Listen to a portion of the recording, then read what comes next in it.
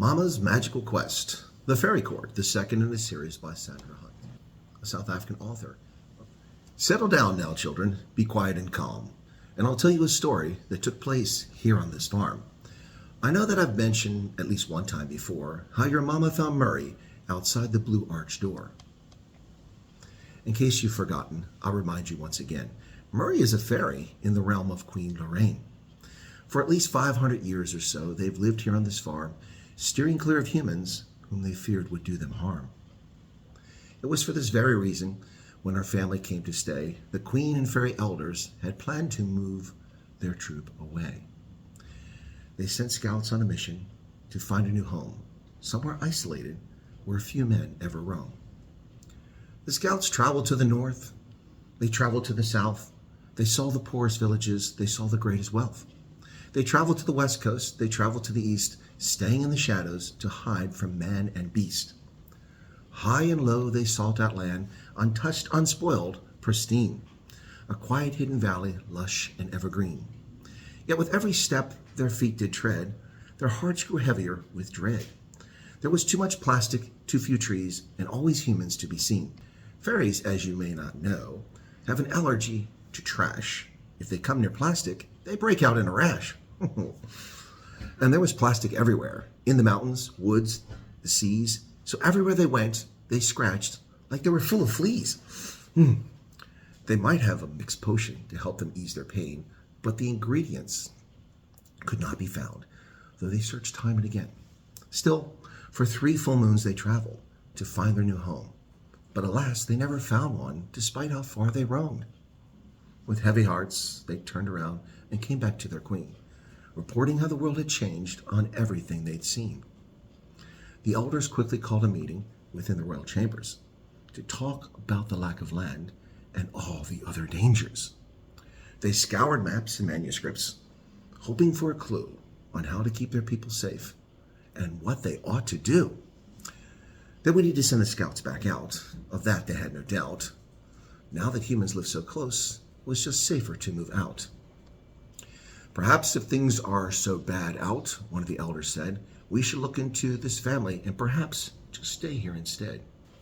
After many ums and ahs, they came to a decision. They would call on Murray to hear more about his vision. So Murray finally got to talk to the elders face to face, to tell them of his vision and to plead your mama's case. He spoke of her with reverence, her spirit kind and just, a human with a heart so pure, one they could surely trust. The elders listened, deep in thought, to Murray's earnest plea. Then Queen Lorraine instructed, bring her here to come see me. Murray did a happy dance and let out a joyful bellow. With his feet moved off in a cheerful prance, and Pet flew off, turning yellow. That night, by the dim light of the moon, Murray crept into Mama's bedroom. The window was open just as they planned. Lucky for him, he had his wand in his hand. He had not planned to use magic, but had to think quite quick when a warm, sticky tongue came in for a lick. He dived from the window and flew up to the light, keeping Mama's new puppy closely in sight. He was visibly shaken, his joy now displaced. Was this creature hungry, or just hoping for a taste? Sorry, pal, Murray said. You'll not be tasting me. There are far better ways to get your vitamin B. Then he chanted the words, Gush true friond, and sent the puppy to sleep with a wave of his wand. In all the commotion, Mama woke up from her dream, sat up in her bed, and stifled a scream. Murray, you're here. Please tell me it's true. Am I still dreaming, or is it really you? At last, Murray greeted, sporting a cheeky grin. I finally got permission for me to take you in. So keep your feet rooted, he added with a wink. Your adventure's start is closer than you may ever think.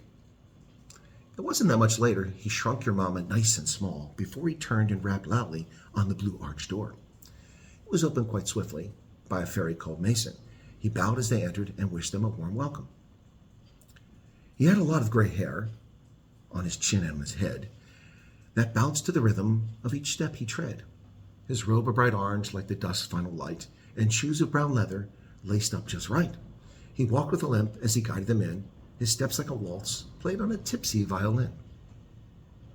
A dragon-headed cane always close at hand puffed smoke as he walked and helped him to stand.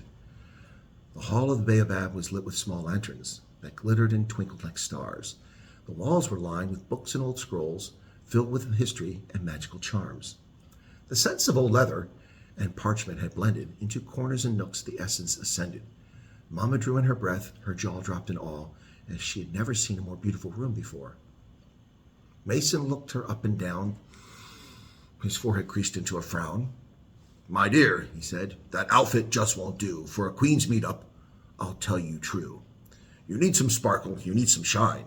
You look fab and perfectly fine." He tapped his cane with a puff and a twist. Twin sprites appeared within their midst. Then they led her through a passage or two, passing doors, 3 halls, and a market. Eventually, they reached an empty, round room with just a mirror and a thick white carpet. "Just look in the mirror," Janice instructed with grace. Then she tapped on its surface, and the magic took place. The clothes in the mirror started to change, and Mama found it unnerving, really quite strange. She was there in the mirror, just as expected, but the clothes she was wearing were not there reflected.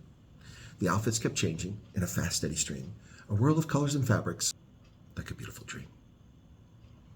Gowns turned to dress, then cloaks rich with lace, each outfit more stunning in elegance and grace. "Just shout when you're happy," the other twin said. "We will fix it in place from your foot to your head." Then there in the mirror, a shock made her skip. A fine dashing mustache adorned her top lip. When she saw it was Pet, she laughed at the sight. A mustache with a ball gown just didn't look right. Even a ball gown just seems a bit much, Mama thought, feeling quite sure. But what does one choose to meet a queen if you've not been to the court once before? She asked Janice and Azora to help her choose. They opted for a silver cloak with the daintiest satin shoes. Then finally, the time had come to go before the queen into the sacred chambers where the royal court convenes.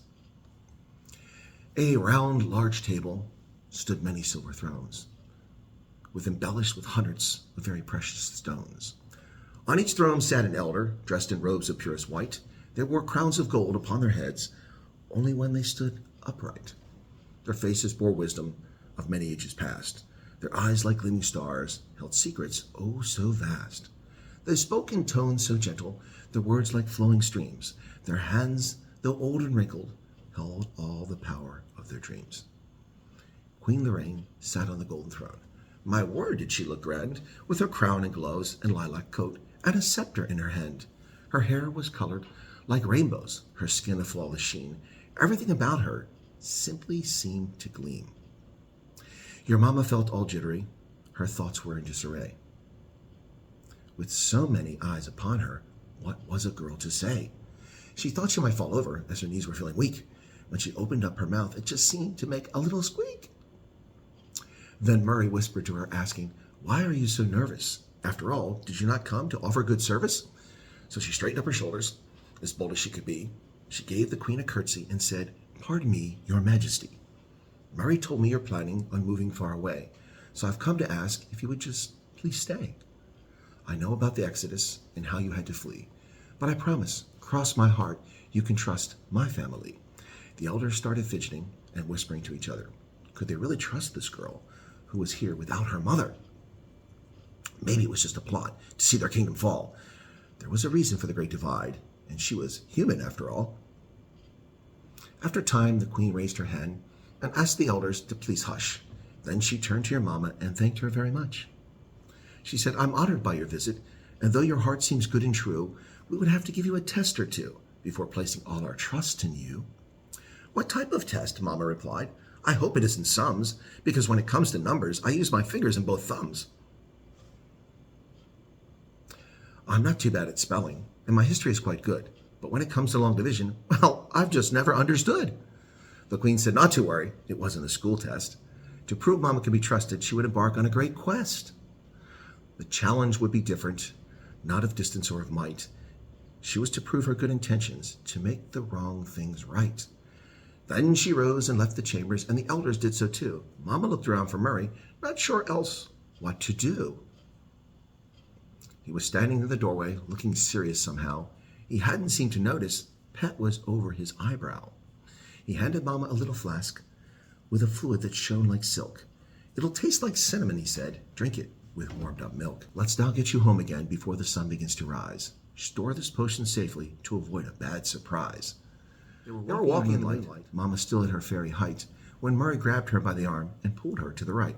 "Stay low," he whispered. "Look who's there. We should hide until it's clear. But should he dare to come this way, I'll protect you, have no fear." Mama caught sight of the creature, only a few steps away. With trembling hands, she clutched Murray, praying they'd both be okay. It wasn't much taller than her usual height. Its eyes were like holes black as the night, with fur as dark as his midnight cloak, and an odor that smelled of something broke. It walked kind of hunched, bearing a load, grunting and groaning like a creaking old toad. It was a tokoloshi, she had no doubt. But what was he doing here, out and about? Mama held her breath tightly, frozen now with fright. How she wished she wasn't out in the night. Gogo had warned her about this bad creature, and there it was now with all its fearsome features. It stopped for a moment and sniffed the air. "Oh no," Mama gasped. "It must know that we're here." Then it adjusted its load and shuffled away, deep into the dark, where only shadows dare play. Murray relaxed and said, "We're safe. He's headed off for the witch doctor's place. There's no need to worry. We can be on our way. He'd probably not be back for many a day." Mama's heart beat fast like a hard summer rain. She hoped to never see that tokoloshi again. She held on to Murray as they dashed for the house. Her feet were swift and silent as a little field mouse. When back in her room, Mama shut her windows tight, telling Murray, "I can't leave it open for you at night. With creatures like that right here on our land, it's not safe. I hope you understand." "No problem," he told her. "I'm telling you true. My third eye has seen where next I see you. We'll be chugging along on a train filled with cheer. Don't worry about no tokoloshi will be anywhere near." Now that's all the story Gogo has for today. Would you like some more milk, or would you like to rather go play? There are many stories I've lined up for you. Next, I'll tell you about Mama's quest that proved her heart true. Do you want to go down to the Baobab and see if Murray's still there, or wait for the next story your Mama asked me to share? The end.